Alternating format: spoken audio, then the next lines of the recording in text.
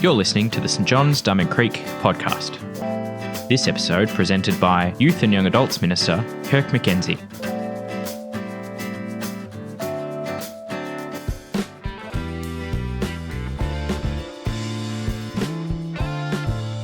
The Bible reading we're about to hear is a section of a speech given by Moses. Now, Moses was one of the key leaders in Old Testament times of God's people, the Israelites. Now, he was especially key leader in the time where God brought his people out of slavery in Egypt and took them on a journey towards the promised land. This new piece of land that he'd set apart for them, ready for them to enter into and become the nation that he was going to grow them into. Now, before they got there, they had to spend some time traveling through the wilderness. And so Moses was the leader of God's people through that entire time. And that was a challenging time for God's people. It was a good time in many ways because they got to see God do some incredible things and they got to build their trust in God. They needed to trust him to feed them, to give them the water that they needed to quench their thirst. And it was a time where God started to give them commandments to get them ready to be the nation that they were eventually going to become. But it's also hard. You know, living in the wilderness is really hard. It's a challenging place to live, and it went on for quite a long time. So this period in the wilderness was hard, but good. And towards the end of his life, we get this speech from Moses, which is written down for us in the book of Deuteronomy, where he basically takes quite a long time to recap the events of their time together in the wilderness. And we pick up this speech where Moses is recapping what happened when they arrived at the promised land. So let's have our Bible reading and find out what happened. Our reading today comes from the book of Deuteronomy, chapter 1, reading verses 19 to 36. Deuteronomy, chapter 1, verse 19. Then, as the Lord our God commanded us, we set out from Horeb and went towards the hill country of the Amorites, through all that vast and dreadful desert that you have seen, and so we reached the Kadesh Barnea. Then I said to you, you have reached the hill country of the Amorites, which the Lord our God is giving us. See, the Lord your God has given you the land. Go up and take possession of it, as the Lord your God of our fathers told you. Do not be afraid, do not be discouraged. Then all of you came to me and said, let us send men ahead to spy out the land for us and bring back a report about the route we are about to take and the towns we will come to. The idea seemed good to me, so I selected 12 of you, one man from each tribe. They left and went up into the hill country and came to the valley of Escol and explored it. Taking with them some fruit of the land, they brought it down to us and reported, it is good land that the Lord our God is giving us. But you were unwilling to go up. You rebelled against the command of your Lord our God. You grumbled in your tents and said, the Lord hates us. So he brought us out of Egypt to deliver us to the hands of the Amorites, to destroy us. Where can we go? Our brothers have made us lose heart, they say. The people are stronger and taller than we are. The cities are larger, with walls up to the sky. We even saw the Amorites there. Then I said to you, do not be terrified, do not be afraid of them. The Lord your God, who is going before you, will fight for you, as he did for you in Egypt, before your very eyes and in the desert. There you saw how the Lord your God carried you, as a father carries his son, all the way you went until you reached this place. In spite of this, you did not trust in the Lord your God, who went ahead of you on your journey, in fire by night and in cloud by day, to search out places for you to camp and to show you the way to go. Then the Lord heard what you said. He was angry and solemnly swore, not a man of this evil generation shall see the good land I swore to give your forefathers, except Caleb, son of Jephunneh. He will see it, and I will give him and his descendants the land he set his feet on, because he followed the Lord wholeheartedly. This is the word of the Lord. Thanks be to God. So they've arrived at the promised land and they send some spies in to have a look. And they peek in. Oh, looks good. Looks really good, guys. Amazing. Oh, some pretty big dudes down there though. Like, really big. Some of the biggest dudes I've ever seen. They look scary. Like, if we got in a fight with them, they would definitely win. I don't know. The land looks good, but those guys are very scary.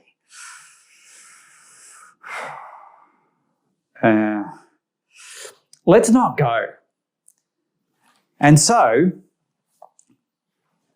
they've arrived at the promised land. They've seen that it's good, and yet they turn their back on it and they head back into the wilderness, back into that hard place which they'd actually done a lot of whinging about and didn't like being in.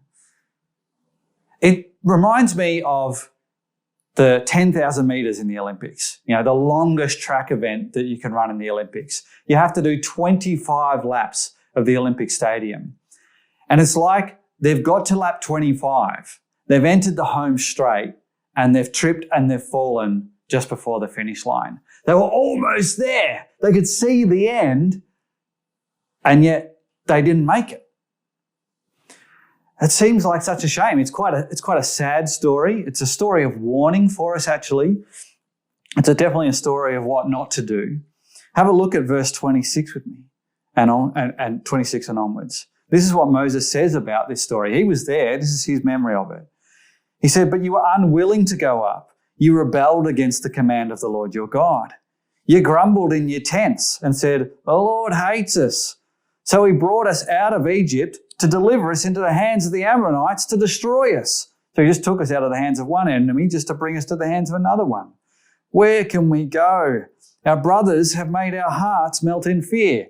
That's referring to those spies who went in and told them how big the people there were. "They say, 'The people are stronger and taller than we are. The cities are large with walls up to the sky. We even saw the Anakites there." The Anakites obviously had a reputation for being really tough and scary.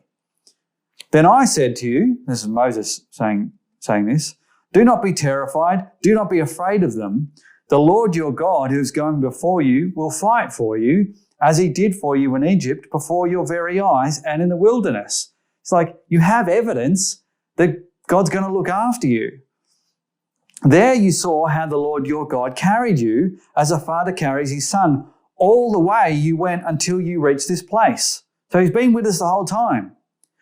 "In spite of this, you did not trust in the Lord your God." And so that generation of God's people did not get to become God's nation. They didn't get to settle in the promised land. Eventually they did, and they did go on to become a great nation for a long time.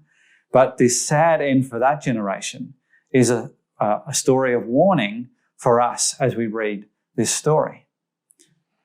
Now, what I want to do in the second half of my talk today is to draw some comparisons with our situation today and the situation that the Israelites found themselves as they turned away from the promised land. Now, when we do this, I'm always cautious to not be drawing too much of a direct comparison. So what I am not saying is their situation then is exactly the same as our situation now. It's not. But what I am saying is, hey, human nature hasn't changed. We humans, we're not that much different to them, even though they lived over 3,000 years before us. And God hasn't changed. So when we look at stories of how people have lived and how they've interacted with God in the past, we can learn from that. And when we see similarities, it's okay to go, oh, well, there's some similar experiences there. What can we learn from those similar experiences? So that's what I want to do today. Because as we enter 2021, we're a couple of weeks in at time of recording, or how many weeks in? 4 weeks in. We can look back on 2020, and for many of us, we can say that felt like a wilderness experience. Because for many, many people in 2020, we were removed from our normal rhythms and routines. And for many of us, we were more isolated in 2020 than in any year but previous. It was a hard year in many ways, and in many ways, 2020 was a bad year.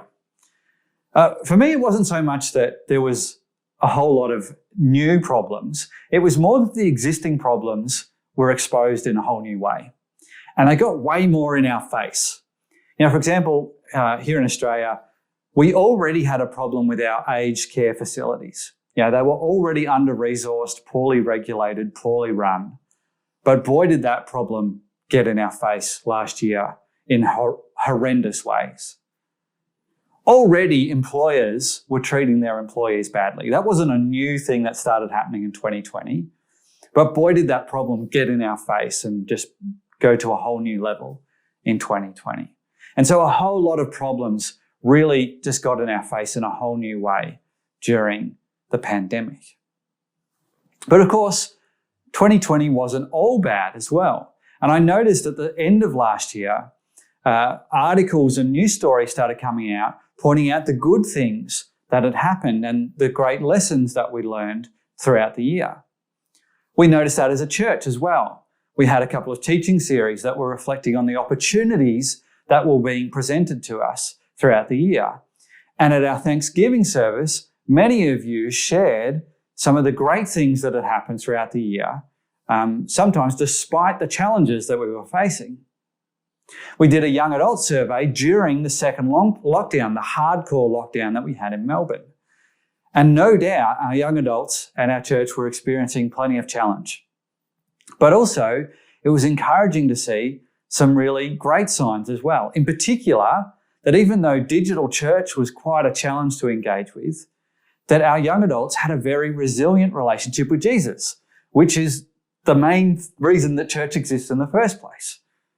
So yeah, church not as easy when we couldn't meet in person, but our young adults stayed strong with Jesus. 50%, and we did another survey later on in the year of the whole church, and 50% of our church members said that their relationship with God had grown during 2020. That's a fantastic stat in any year, but particularly in a year when the pandemic had run wild across the world. So I think a lot of the lessons that had been learned during 2020, and this is just anecdotal, this is just me talking to heaps of people about this. A lot of the lessons revolved around the freedom that we got from the grind of modern life. That we were like, isn't it nice to feel like we're not hurrying everywhere as much as we used to? Isn't it nice to feel like there's less distraction minute to minute? Isn't it nice to feel like, yeah, maybe we don't see as many people these days, but that the people we do see, we have deeper relationships with them? Isn't it nice to have maybe just less on of an evening? Wasn't it nice to have a few extra moments in each day or each week where we could actually have time to pause and reflect? And just, live in the moment, people were saying, which can mean all sorts of things, but it is nice to just not feel like you're just getting pulled from one thing to the next, which in cities like Melbourne could so often be the case week after week, month after month, year after year. Again, this was reflected in our survey. 45% of our church members said in 2020 they spent more time in prayer than the years previous. And of course, prayer is the main way that we deepen our relationship with God. So what COVID has presented us with is an opportunity to do life in a new way. God has prepared for us a new way of living that deals with some of the problems of life, say in 2019, of modern life. He's given us, like, if you will, a glimpse into the promised land. And of course, it's not exactly the same as the promised land that the Israelites had. But he's given us a glimpse into what life could be as individuals, as families, as the church. The question is, are we going to enter into that life, or are we going to turn our back and just return to life the way it was? Our senior minister, Tim Johnson, has used the illustration a few times of the rubber band. That 2020, with all its challenges, was a year that stretched us. And being stretched is good, right? That's the way we learn. That's the way we grow. But as things go back to perhaps more the way they were, and as we get to a point, hopefully, towards the end of this year or heading into 2022, where we consider COVID a thing of the past, will we just snap back to the way things were? Will we actually learn the lessons that 2020 offered us? Or will we just go back to all the problems and all the issues and all the grind of modern life that we used to have? That's a great thing for us to be thinking about as we start 2021. Now, I wanted to mention, just before I finish, the fact that God gets angry in this passage.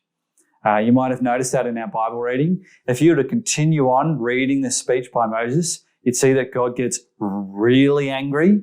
One of the most angry moments that we have, that we see God in the Bible, I would say. And so you go, well, what do we do with that? How do we feel about God being that angry?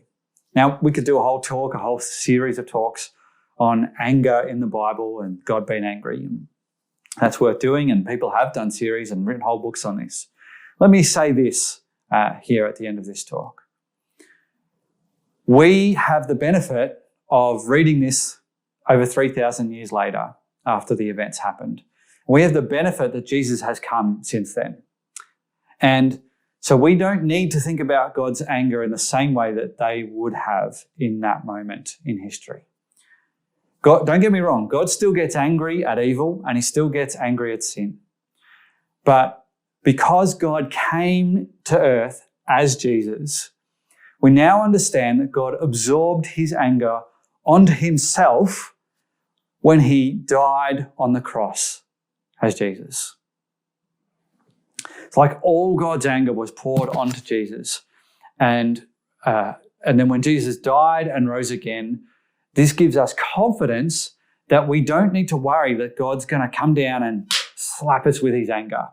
That if somehow you don't learn anything from 2020, if you just blot 2020 out and go, I'm forgetting everything that I could possibly have learned from that year and just moving on, I'm going back to 2019 as if 2020 didn't happen. You don't need to worry that God's going to come down and smash you and get you because he's so angry with you. We don't need to think about God in that way. Because of what Jesus has done, because of his death and his resurrection, we can be assured of God's love and forgiveness. That said, we should still desire the good things that God has prepared for us. It would be a deep shame to not take advantage of all that God wants to give us, all that God has shown us, all that God is teaching us. That would just be really dumb not to take advantage of that. It would be like going into the world's best restaurant, knowing that your night is fully paid for, and sitting down and going, all right, here we go. Oh, they've brought me one of those bread rolls, those dinner rolls, and with a little bit of butter. Now, they can be quite yummy if they're fresh and warm, bit of butter on. Oh, they can be quite good, can't they? So you have that and you go, yeah, okay, I'm going to head off now. So you turn your back on the restaurant, you head out the front door, and you don't stick around for the delicious entree, the amazing main meal, the outstanding dessert, and all the beverages that come with it. That would just be stupid. What a crazy thing to do. And this would be the thing. Yeah, God's not going to come down and smash you if you don't learn anything from 2020. And if we don't take advantage of this wilderness experience, and if we don't learn to trust God more because of what we've gone through, But it's an amazing opportunity to go deeper in our relationship with God. It's an amazing opportunity to do what the Christian life is all about, which is to love God and to love other people in a whole deeper, more amazing ways. So that's our challenge. So here's my challenge to you. After this talk, take a moment to pray. Sorry, at the end of this service, take a moment to pray. Take a long moment. Talk with God about what you've learned from 2020. Write it down. And then, as you look at what you've learned or what you are learning, maybe you haven't completely worked it out yet, but you're on that journey, then go, what should I do to experience the good that God has prepared for me? Or for us, maybe do it as a group as well. Households, life groups. You can do, it's not just an individual experience. You can do it by yourself or with others. What should I do? What should I change? What can I implement in my life to experience the good that God has prepared for me? Because it's one thing to just think about it and to talk about it. It's another thing to actually, to look at that opportunity that God has in front of us. It's another thing to actually enter into it.